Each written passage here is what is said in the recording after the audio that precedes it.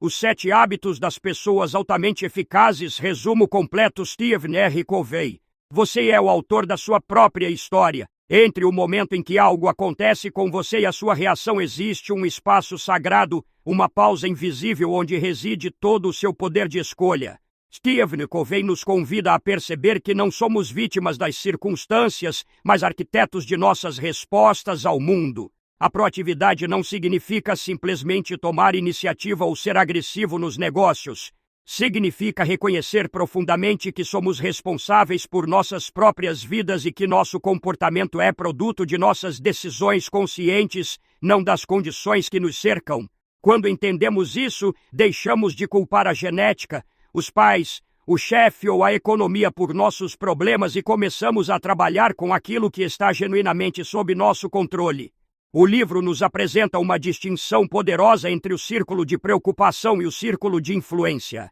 O círculo de preocupação abrange todas as coisas que nos afetam emocionalmente, mas sobre as quais não temos controle direto, como o clima, as decisões políticas ou as opiniões dos outros sobre nós.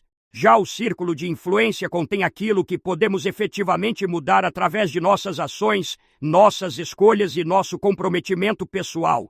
As pessoas proativas concentram seus esforços neste segundo círculo, e algo mágico acontece quando fazemos isso. Ele começa a se expandir naturalmente, enquanto o círculo daqueles que vivem reclamando das circunstâncias tende a encolher cada vez mais.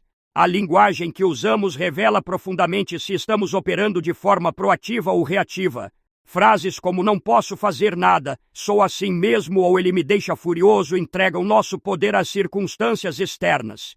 Em contraste, a pessoa proativa diz: "vou examinar as alternativas, posso escolher uma abordagem diferente ou controlo meus próprios sentimentos." Covey conta a história de um executivo que, em vez de reclamar de seu chefe difícil, decidiu antecipar suas necessidades e compensar suas fraquezas, tornando-se indispensável e expandindo dramaticamente sua influência na organização. A mensagem é clara: nossa vida não muda quando mudamos o mundo ao redor, mas quando mudamos a nós mesmos. O mapa que guia toda a jornada. Imagine que você está presente em seu próprio funeral daqui a 3 anos. 4 pessoas vão discursar sobre sua vida: um familiar, um amigo, um colega de trabalho e alguém da sua comunidade. O que você gostaria que cada um deles dissesse sobre você? Esta visualização poderosa nos força a confrontar o que realmente importa e revela a distância entre como vivemos hoje e o legado que desejamos deixar. Começar com o objetivo em mente significa usar essa visão do fim desejado como critério para avaliar tudo mais em nossa vida, garantindo que cada dia contribua significativamente para o quadro maior que definimos como mais importante. Covey nos ensina que tudo é criado 2 vezes. Existe a criação mental, onde concebemos o que queremos construir, e depois a criação física, onde efetivamente realizamos. Um arquiteto primeiro desenha os planos detalhados de uma casa antes que o primeiro tijolo seja assentado. Um empreendedor elabora um plano de negócios antes de abrir as portas da empresa. Da mesma forma, precisamos ser os arquitetos de nossas próprias vidas, criando conscientemente uma visão clara antes de agir.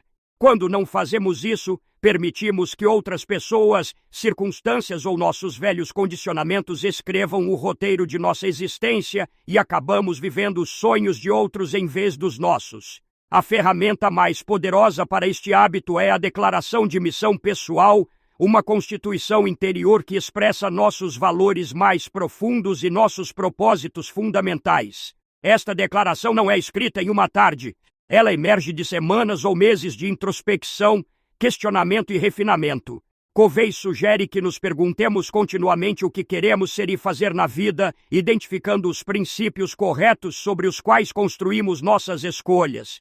Uma vez estabelecida, essa missão pessoal se torna nosso centro estável, uma âncora que nos mantém firmes quando as tempestades da vida tentam nos desviar do curso que escolhemos conscientemente seguir. A arte de colocar as pedras grandes primeiro. Se você tivesse um pote de vidro e precisasse enchê-lo com pedras grandes, pedrinhas e areia, qual seria a ordem correta? A resposta revela um princípio fundamental de gerenciamento pessoal: Se você não colocar as pedras grandes primeiro, elas jamais caberão. As pedras grandes representam as coisas mais importantes da sua vida, aquelas atividades que estão alinhadas com sua missão pessoal e que fazem a maior diferença a longo prazo. As pedrinhas são as tarefas urgentes do dia a dia e a areia são as pequenas distrações que consomem nosso tempo sem nos aproximar de nossos objetivos verdadeiros. Covey apresenta uma matriz revolucionária que divide todas as nossas atividades em 4 quadrantes, baseados na urgência e na importância. O quadrante I contém crises e problemas urgentes que exigem ação imediata. O quadrante 2 abriga as atividades importantes, mas não urgentes, como planejamento, prevenção, desenvolvimento de relacionamentos e renovação pessoal. O quadrante 3 está cheio de interrupções e reuniões que parecem urgentes, mas contribuem pouco para nossos objetivos. E o quadrante 4 representa o desperdício puro de tempo, atividades que não são nem urgentes nem importantes. O segredo da eficácia está em viver predominantemente no quadrante 2, investindo tempo nas atividades que previnem crises e constroem capacidade para o futuro. A delegação eficaz emerge como uma habilidade crucial para multiplicar nossos resultados. Covey distingue entre a delegação restrita, onde simplesmente mandamos alguém fazer uma tarefa específica de um jeito específico, e a delegação de responsabilidades, onde transferimos a responsabilidade pelos resultados e permitimos que a pessoa escolha seus métodos. Ele conta a emocionante história de como ensinou seu filho a cuidar do gramado, estabelecendo padrões claros de resultado, mas deixando o garoto descobrir sozinho como alcançá-los. Através de paciência e confiança, o menino não apenas cuidou melhor do jardim do que o próprio pai faria, mas desenvolveu iniciativa, responsabilidade e autoestima que o acompanhariam pela vida toda. A vitória que não deixa ninguém para trás.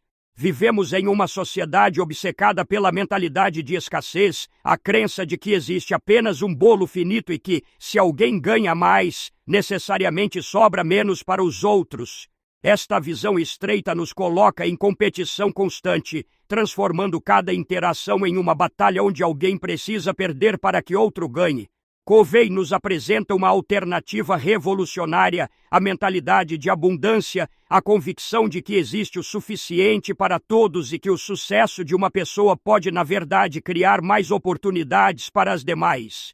O paradigma ganha-ganha não é uma técnica de negociação superficial, mas uma filosofia de vida baseada na crença de que terceiras alternativas quase sempre existem. O pensamento ganha-ganha requer coragem para expressar nossas próprias necessidades e expectativas, combinada com consideração genuína pelos interesses dos outros. Não se trata de ser bonzinho ou ceder em tudo, nem de ser agressivo e impor nossa vontade.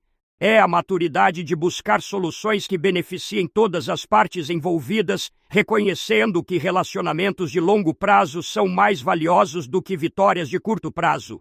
Covey argumenta que quando não conseguimos encontrar uma solução ganha-ganha, a melhor alternativa é frequentemente nada feito, preferindo não fechar um acordo a fechar um que prejudique o relacionamento ou deixe uma das partes ressentida. O autor conta histórias fascinantes de empresas e famílias transformadas quando abandonaram a competição interna em favor da cooperação genuína. Em uma empresa onde os vendedores competiam ferozmente entre si, a mudança para um sistema de recompensas baseado em cooperação multiplicou os resultados e criou uma cultura de apoio mútuo. Os acordos ganha-ganha clarificam expectativas, especificam resultados desejados, estabelecem diretrizes, identificam recursos disponíveis, definem responsabilidades e determinam consequências. Quando todas as partes participam da criação desses acordos, o comprometimento surge naturalmente, porque as pessoas tendem a se engajar profundamente com decisões que ajudaram a tomar. O dom mais raro, ouvir para compreender. Se você fosse a um oftalmologista e ele tirasse seus próprios óculos e dissesse use estes, funcionam perfeitamente para mim há anos, você provavelmente ficaria chocado com o absurdo da situação. No entanto, é exatamente isso que fazemos constantemente em nossas conversas. Prescrevemos soluções sem primeiro diagnosticar o problema, oferecemos conselhos baseados em nossa própria experiência sem entender verdadeiramente a situação do outro. A maioria das pessoas não ouve com a intenção de compreender, mas com a intenção de responder. Enquanto o outro fala, estamos mentalmente preparando nossa réplica, nosso conselho, nossa história similar que vamos contar assim que tivermos oportunidade. A escuta empática representa um salto quântico na comunicação humana. Não se trata de concordar com a pessoa ou de usar técnicas de escuta ativa de forma mecânica. É genuinamente entrar no quadro de referências do outro, ver o mundo através de seus olhos, compreender como ele realmente se sente. Covey afirma que depois do ar físico, a maior necessidade humana é o ar psicológico, a sensação de ser compreendido, valorizado e afirmado. Quando você dá esse presente a alguém, quando a pessoa sente que você realmente a entende, barreiras caem, defesas se dissolvem e a comunicação verdadeira se torna possível. O autor compartilha uma história comovente sobre um pai frustrado porque seu filho adolescente não queria ir para a faculdade. Quando finalmente parou de argumentar e começou genuinamente a ouvir, descobriu que o garoto se sentia pressionado e incompreendido. A simples experiência de ser verdadeiramente ouvido transformou o relacionamento e, surpreendentemente, levou o jovem a escolher por conta própria o caminho da educação. Covey nos lembra que procurar primeiro compreender exige uma mudança de paradigma enorme, porque a maioria de nós foi treinada para primeiro ser compreendida. Mas, paradoxalmente, quando invertemos essa ordem, quando buscamos primeiro entender profundamente o outro, criamos as condições para que ele também queira nos compreender. Quando 1 mais 1 pode ser 3, 10 ou 1000, a sinergia é a atividade mais elevada da vida, o verdadeiro teste e manifestação de todos os outros hábitos combinados. Em sua essência, representa a ideia de que o todo é maior do que a soma das partes, que duas pessoas trabalhando juntas em genuína cooperação criativa podem produzir resultados que nenhuma delas alcançaria sozinha. Na natureza, vemos sinergia em toda parte. Duas plantas crescendo próximas entrelaçam suas raízes e prosperam muito mais do que cresceriam isoladamente. A combinação de dois pedaços de madeira pode suportar muito mais peso do que a soma de suas capacidades individuais. O desafio está em aplicar esses princípios às nossas interações humanas. A essência da sinergia é valorizar as diferenças, não apenas tolerá-las. Quando você vê apenas a velha senhora na famosa imagem e eu vejo apenas a moça jovem, o caminho para a sinergia não é um de nós convencer o outro de que está errado, nem concordarmos educadamente em discordar. É usar nossas perspectivas diferentes como trampolim para descobrir uma terceira alternativa, uma nova maneira de ver que nenhum de nós teria encontrado sozinho. Covey conta histórias fascinantes de salas de aula e reuniões de negócios onde, quando as pessoas abandonaram suas posições defensivas e se abriram para a genuína exploração conjunta, surgiram ideias e soluções que ninguém havia antecipado, criando uma energia quase mágica no ambiente. Para experimentar sinergia, precisamos de segurança interna suficiente para nos aventurar no desconhecido, para abrir mão de nossos roteiros antigos e escrever novos em colaboração com outros. Isso requer os fundamentos dos hábitos anteriores, a proatividade para assumir riscos, uma visão clara de nossos valores para não nos perdermos, a disciplina para investir tempo na comunicação, a mentalidade ganha-ganha e a capacidade de escuta empática. Quando todos esses elementos se combinam, descobrimos que não precisamos concordar em tudo para trabalhar maravilhosamente juntos, que nossas diferenças são, na verdade, nossas maiores forças e que juntos podemos criar resultados que pareciam impossíveis quando pensávamos sozinhos. A serra que precisa ser afiada. Imagine um lenhador exausto serrando furiosamente uma árvore há horas. Alguém passa e pergunta: por que você não para um pouco para afiar a serra? Seria muito mais fácil. O lenhador responde irritado: não tenho tempo para parar, estou ocupado demais serrando. Esta metáfora captura perfeitamente como a maioria de nós vive, tão absorvidos nas urgências do cotidiano que negligenciamos o próprio instrumento que nos permite produzir. Afinar o instrumento significa renovar regularmente as 4 dimensões de nossa natureza: física, mental, espiritual e social-emocional. É o hábito que torna todos os outros possíveis, a prática que preserva e aumenta nosso maior patrimônio, nós mesmos. A dimensão física envolve cuidar efetivamente de nosso corpo através de alimentação adequada, descanso suficiente e exercício regular. A dimensão espiritual diz respeito ao nosso centro, nosso compromisso com nossos valores. É renovada através de meditação, contato com a natureza, imersão em literatura inspiradora ou qualquer prática que nos reconecte com o que consideramos mais sagrado. A dimensão mental requer que continuemos expandindo nossa mente através de leitura, escrita e aprendizado contínuo, resistindo à tentação de deixar que a televisão pense por nós.